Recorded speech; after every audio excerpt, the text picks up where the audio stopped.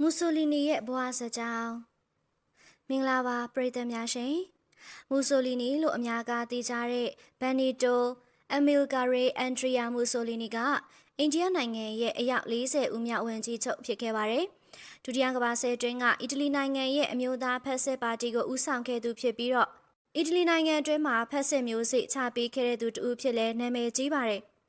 ပထမကမ္ဘာစစ်နဲ့ဒုတိယကမ္ဘာစစ်ကြားကမ္ဘာတလွှားမှာအတော်ပင်တကူထွားခဲ့တဲ့အီတလီနိုင်ငံရဲ့အာနာရှင်ဗီနီတိုမူဆိုလီနီရဲ့အထုပ်ပတ်တိမှာထူးဆန်းအံ့ဩဖွယ်ကောင်းလာပါတယ်ရှင်။သူကအသက်40မကျော်မီကပင်ကျောင်းဆရာ၊နွားသက်သမားရဲ့တပည့်၊ပယံအကူ၊သတင်းစာဆရာ၊ပြင်သစ်ဘာသာပြဆရာ၊စစ်သား၊ပါလီမန်အမတ်တော်လှန်ရေးခေါင်းဆောင်အဖြစ်နဲ့သူရဲ့ဘဝကအခြေတကျမဟုတ်ဘဲနေရာမျိုးမျိုးမှာအလုပ်တာဝန်အမျိုးမျိုးဆောင်ရွက်ခဲ့ဖူးတဲ့သူဖြစ်ပါတယ်။ဒါပေမဲ့လို့လည်းနောက်ဆုံးမှာတော့အီတလီနိုင်ငံရဲ့အာဏာရှင်အဖြစ်နဲ့သာဆက်သိမ်းခဲ့ရပါတယ်။မူဆိုလီနီက1883ခုနှစ်ဇူလိုင်လ29ရက်နေ့မှာလူလောကကြီးထဲသို့စတင်ရောက်ရှိလာခဲ့တယ်။သူမွေးဖွားရာဌာနကတော့အီတလီနိုင်ငံဒိုဗီယာအရပ်မှာရှိတဲ့ဖော်လီမြို့ဖြစ်ပါတယ်။သူရဲ့ဖခင်အလက်ဇန်ဒရာမူဆိုလီနီကဗဘဲဆရာဖြစ်ပြီးတော့မိခင်ဖြစ်သူရိုဆာမာတိုနီကတော့ကျောင်းဆရာမတူဖြစ်ပါတယ်ရှင်။မူဆိုလီနီဆိုတာကမက္ကဆီကိုတော်လှန်ရေးခေါင်းဆောင်ဗီနီတိုဟာရီရဲ့အမိကဗီနီတိုကိုယူပြီး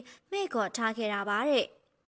မူဆိုလီနီကကျောင်းနေစဉ်အရွယ်မှာကလေးကအလွန်ညံကောင်းလွန်ခဲ့သူတစ်ယောက်ဖြစ်တယ်။မူဆိုလီနီရဲ့ထူးခြားချက်တစ်ခုကတော့သူ့မှာအောက်ကျပြီးတီးခန့်လိုတဲ့စိတ်ဓာတ်လုံးဝမရှိခဲ့ပါဘူး။သူသက်16နှစ်အရွယ်မှာကျောင်းဆရာဖြစ်လက်မှတ်ရခဲ့တယ်။ဆရာတက်တင်ခဲ့တော်လဲမူဆိုလီနီကတော့ပညာရေးမှာလုံးဝစိတ်ဝင်စားပဲနိုင်ငံရေးလုပ်ရန်သာစိတ်အားထက်သန်နေခဲ့ရတယ်။ရှေးစွာနဲ့သူကအယူသီးတဲ့ဆိုရှယ်လစ်တူလည်းဖြစ်ခဲ့ဖူးပါတယ်။ကျောင်းဆရာအနေနဲ့တနေ့ခန့်အလုပ်လုပ်ပြီးတဲ့နောက်မှာတော့ထိုလုပ်ထက်တာလွန်တဲ့အလုပ်ကိုရှာရန်ဆွစ်ဇာလန်နိုင်ငံကိုထွက်သွားခဲ့တယ်။ဆွစ်ဇာလန်နိုင်ငံကိုရောက်တော့ငတ်တလဲပြက်တလဲနဲ့အလုပ်မျိုးမျိုးလုပ်ရင်းပညာသင်ကြားကဘ ഹു တုတအမျိုးမျိုးကိုလေ့လာရှာဖွေခဲ့တယ်။ဒါပေမဲ့လို့လည်းသူကတော်လှန်ရေးစိတ်နိုင်ငံရေးစိတ်ပြင်းထန်တဲ့အတွက်ကြောင့်ဆွစ်ဇာလန်ဆိုရကသူ့ကိုနေနေတန်ပေးခဲ့ပါတယ်။အီတလီနိုင်ငံကိုပြန်ရောက်တဲ့အချိန်မှာတော့သူကစစ်တပ်ကိုဝင်ရောက်အမှုထမ်းခဲ့တယ်။တိတ်မကြခင်မှာပဲဆိုရှယ်လစ်ပါတီမှာအရေးပါတဲ့ပါတီဝင်တူဖြစ်လာခဲ့ပါတယ်ရှင်။တခါက1010ရက်လောက်အကြခံရပြီးပလိတ်တွေရဲ့မျက်ခြေမဖြတ်လိုက်လံကြည့်ရှုခြင်းကိုပင်ခံခဲ့ရပါသေးတယ်။ဒီလိုနဲ့ပဲ1909ခုနှစ်ရောက်တော့မူဆိုလီနီကထရင်တိုမြို့ကိုပြောင်းရွှေ့သွားခဲ့ပြန်တယ်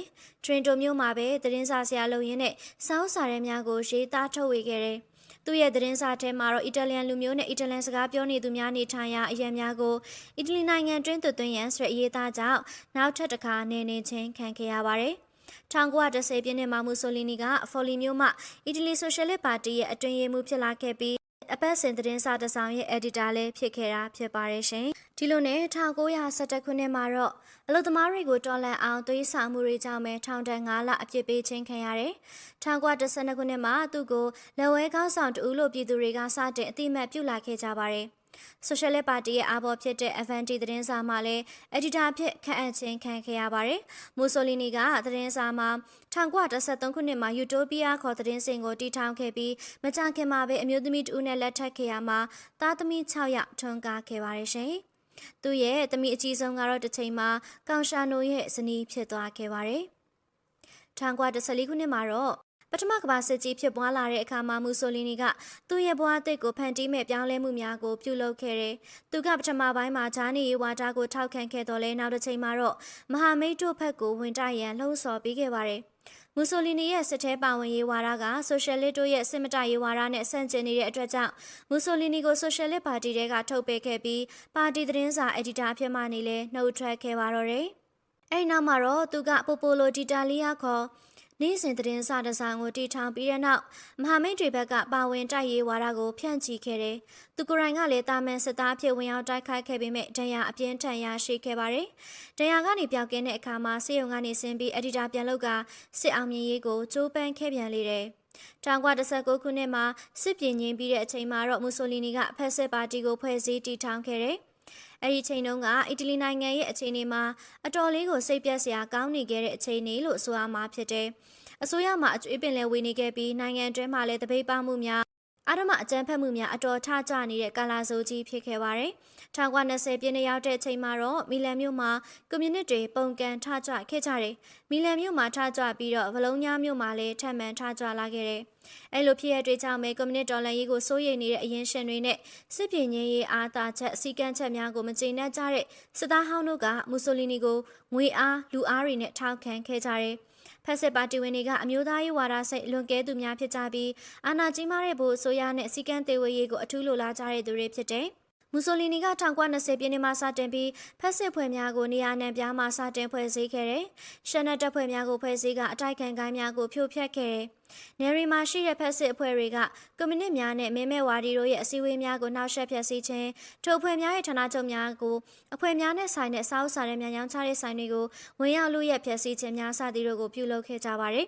။အဲဒီနောက်ပိုင်းမှာတော့တဆင့်တက်လာခဲ့ပြီးခေါင်းမာတွေပြိုင်ဘက်ခေါင်းဆောင်များကိုလှုပ်ကြံတက်ဖြတ်မှုတွေကိုပါလှုံ့ဆော်ခဲ့ကြတာပဲဖြစ်ပါတယ်ရှင်။အဲဒီအချိန်တုန်းကဆိုရင်တော့ဥရိပြုလွတ်တော်ထဲမှာဖက်စစ်မဲ့ဦးရေ35ယောက်လောက်ရှိနေပြီပဲဖြစ်ပါတယ်။1921ခုနှစ်မှာတော့ဖက်စစ်ဖွဲ့ကိုနိုင်ငံရေးပါတီအတွင်းသို့ပြောင်းလဲသတ်မှတ်လိုက်ခဲ့တယ်။မူဆိုလီနီကိုလည်းအီဒူချေခေါင်းဆောင်ကြီးလို့အတိအမှတ်ပြုလာခဲ့ကြပါတယ်ရှင်။နိုင်ငံရေးအခြေအနေကတဖြည်းဖြည်းနဲ့ဆိုးရွားလာနေတဲ့အတွက်ကြောင့်မို့လို့ဆိုရှယ်လစ်တွေကဖက်စစ်တို့ကိုအစိုးရကနှိမ်နင်းနိုင်စေရအတွက်အထွေထွေသပိတ်မှောက်မှုကြီးဖြစ်ပေါ်လာအောင်ဖန်တီးခဲ့ကြတယ်။ဒါပေမဲ့လို့လည်းလက်ရှိအစိုးရအဖွဲ့ကြီးကတော့ဘာမှလုပ်ဆောင်ခဲ့ခြင်းတော့မရှိခဲ့ဘူး။1922ခုနှစ်အောက်တိုဘာလမှာနေပယ်မြို့မှာဖက်စစ်အဖွဲ့ကြီးညီလာခံတရက်ကျင်းပခဲ့ကြတယ်။ထိုလ20ရက်နေ့မှာမူဆိုလီနီနဲ့သူ့ရဲ့နောက်လိုက်တွေကရောမမြို့ကြီးကိုချီတက်ကြရမှာဘယ်သူမှအတိုက်ခံမပြုတ်လို့ရကြပါဘူး။တတိယအီမန်နျူရယ်ဘုရင်ကလက်ရှိအစိုးရအဖွဲ့ကိုဖြုတ်ချပြီးတော့မူဆိုလီနီကိုအစိုးရအဖွဲ့ရန်ဖိတ်ခေါ်လိုက်ပါတယ်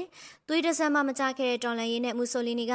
အာဏာသိမ်းပွဲခံကအစိုးရအဖွဲ့ဖွဲ့စည်းခဲ့ပါတော့တယ်။မူဆိုလီနီကအာဏာသိမ်းပိုက်လိုက်ပြီးတဲ့နောက်မှာတော့အစိုးရကိုအကြီးအကျယ်ပြောင်းလဲလိုက်တယ်။နိုင်ငံအထွတ်ထိပ်ဖြစ်တဲ့ရှင်ဘီရင်ကိုဆက်လက်ထားရှိခဲ့ပေမဲ့လို့လည်းတကယ်အာဏာကိုတော့သူ့ရဲ့လက်ထဲမှာပဲထားရှိခဲ့ပါတယ်။အဲ့ဒီချိန်ကနေစပြီးအထက်လွှတ်တော်ကလုံးဝအာဏာမရှိတော့ပါဘူး။အောက်လွှတ်တော်ကတော့ဖက်စစ်ကောင်စီအဖွဲ့ကြီးကအချုပ်ကိုင်ထားခဲ့တယ်။အစိုးရအဖွဲ့ဝင်ကြီးတွေကလည်းဝင်ကြီးချုပ်ဖြစ်သူမူဆိုလီနီရဲ့ကိုယ်စားလှယ်တွေဖြစ်လာခဲ့ကြတယ်။မူဆိုလီနီကိုယ်တိုင်ကလည်းဝင်ကြီးဌာနရှစ်ဌာနကိုတယောက်တည်းကင်တွယ်ထားခဲ့တယ်။1934ခုနှစ်မှာလည်းတရားဥပဒေအရအသင်းများကိုအလုတ်ကင်လိုက်ဖွဲ့စည်းကနိုင်ငံရဲ့စီးပွားရေးကိုခံကွယ်ခဲ့လိုက်ပါတယ်။အဲ့လိုလှုံ့ဆော်ချက်တွေနဲ့ပဲမူဆိုလီနီကတရားဥပဒေအရဖွဲ့စည်းတဲ့အသင်းများနဲ့နိုင်ငံကိုထူထောင်ခဲ့ပါတယ်။1925-26ခုနှစ်များမှာတော့ဆိုရှယ်လစ်ကွန်မြူနစ်တို့လိုအထိုက်ခံဖွဲ့စည်းများကိုဖြိုဖျက်ရန်ဥပဒေအမျိုးမျိုးထုတ်ပြန်ခဲ့လိုက်တယ်။အကြမ်းဖက်၍လည်းနေနှင်းခဲ့ပြီးဆိုရှယ်လစ်ကွန်မြူနစ်နဲ့ရီပတ်ဘလစ်ကန်ပါတီများကိုဖွဲ့စည်းခွင့်မပေးတော့ဘဲနဲ့တင်းတင်းကြပ်ကြပ်အတားမြစ်ထားခဲ့သလိုအတိုက်ခံသတင်းစာတိုင်းအကုန်လုံးကိုလည်းပိတ်ပစ်ခဲ့ပါတယ်။အဲ့လိုပိတ်ပင်ချုပ်ကိုင်မှုများစွာရှိခဲ့ပေမဲ့လို့လည်းနိုင်ငံကတော်တော်လေးနှိုးကြားတက်ကြလာခဲ့တယ်။မူဆိုလီနီရဲ့ဂျေဆုကြောင့်လို့ဆိုရမှာပါ။သူကတနိုင်ငံလုံးမှာပြန့်နှံ့အယိုးဆွေးနေတဲ့လက်ပေးလက်ယူခြင်းများအလက်ဟတ်သက်ဖြုံးတိခြင်းများနဲ့ဝတ္တရားမကြေပွန်မှုများကိုပပျောက်အောင်ဆောင်ရွက်နိုင်ခဲ့တယ်။အလုရဆဲခြင်းနဲ့တပိမှောက်ခြင်းများကိုပိတ်ပင်ခဲ့ပြီးစိုက်ပျိုးရေးပါရဂူများကိုလေသမားများထံဆေလွတ်ညွှန်ကြားပြသစေခဲ့တာကြောင့်ကောက်ပဲသီးနှံ25%ပို့ပြီးတော့ထွက်ရှိလာခဲ့ပါတယ်။နိုင်ငံထဲမှာတော့သူ့ကိုကြီးညိုတဲ့သူတွေတဖြည်းဖြည်းများပြားလာခဲ့တယ်။ဒါပေမဲ့လည်းသူ့ကိုလှုပ်ကြံတက်ဖြတ်ခြင်းတဲ့သူတွေကလည်းပတ်လည်ဝိုင်းနေခဲ့တာပဲဖြစ်ပါတော့တယ်။သူကိုကြံစီသူများအထာမမြောက်တည်နဲ့အမျှပိုပြီးနာမည်ကြီးလာခဲ့ပြီးကြီးညိုသူတွေပိုများလာခဲ့ပါတယ်။တိုင်းပြည်မှာအာဏာရှင်စနစ်ဖြစ်နေပြီဖြစ်တဲ့အတွက်ကြောင့်မူဆိုလီနီကပြည်ရင်းရေးသားမကပြည်ပရေးမှာလည်းတွင်ကျဲစပြုနေခဲ့ပါတယ်။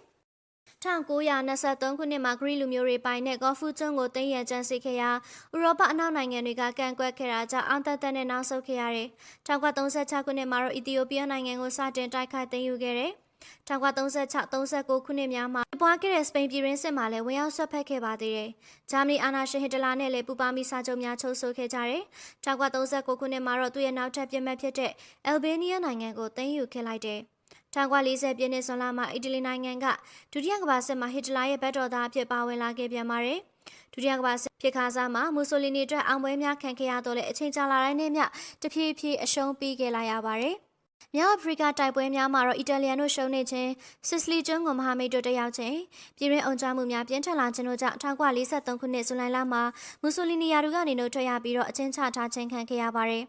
အကျဉ်းချခံရပြီး3လအကြာစက်တင်ဘာလထဲမှာအော်တိုစကော့စနီပါဝင်တဲ့နာဇီလေထိတပ်သားများကတော့မူဆိုလီနီကိုအချုပ်မှကယ်တင်ခဲ့ပြီးတဲ့နောက်အီတလီနိုင်ငံမြောက်ပိုင်းမှာဖွဲ့စည်းထားတဲ့ဖက်စစ်သမ္မတအစိုးရရဲ့ခေါင်းဆောင်အဖြစ်တင်မြှောက်ခဲ့ကြတယ်။ဒါပေမဲ့လည်း1945ခုနှစ်ဧပြီလမှာမူဆိုလီနီနဲ့သူ့ရဲ့ဇနီးတို့ကအရေးမလားတဲ့အတွက်နိုင်ငံမှာထွက်ပြေးရန်စ조사နေတဲ့အချိန်နောက်မှပြန်လည်ဖွဲ့စည်းထားတဲ့အီတာလီယန်အစိုးရလူများကကိုမိုအိုင်အနီးရှိရွာတရွာမှာမူဆိုလီနီတို့ကိုဖမ်းမိပြီးတဲ့နောက်1945ခုနှစ်ဧပြီလ26ရက်နေ့မှာအဆုံးစီရင်လိုက်ကြပါတော့တယ်။အဲ့ဒီချိန်ကနေစပြီးတော့အီတလီအာဏာရှင်ကြီးမူဆိုလီနီရဲ့ဘဝကဏီကုန်းချုပ်သွားခဲ့ရတာပဲဖြစ်ပါတော့တယ်ရှင်။